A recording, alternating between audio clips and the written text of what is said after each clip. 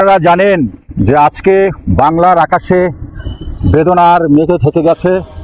আজকে আমাদের mother of democracy, বাংলাদেশের গণতন্ত্র পুনরুদ্ধারের ফিনিক্স পাখি, আমাদের দেশনেত্রী বেগম খালেদা জিয়া জীবন মৃত্যুর সন্ধিক্ষণে আছেন।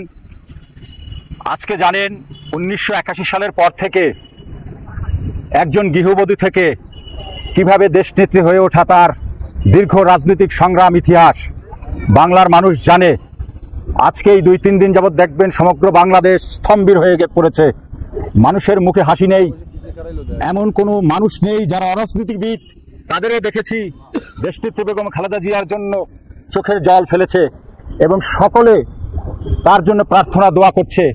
তেমনিভাবে ঠিক আমরা বাংলাদেশ হিন্দু বৌদ্ধ খ্রিস্টান কল্যাণ ফ্রন্ট বরিশাল মহানগর আজকে এই শঙ্কর মঠে ভক্তদের নিয়ে উপস্থিত হয়েছি।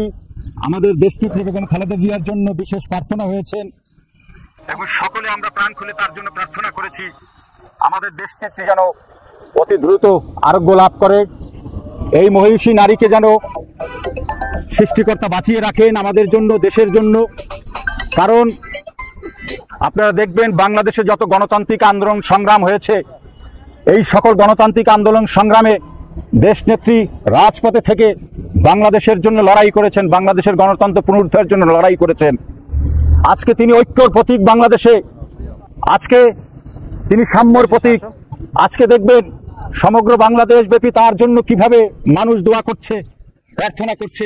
আমরাও চাই যেন দেশনেত্রী খুব দ্রুত সুস্থতা লাভ করুক।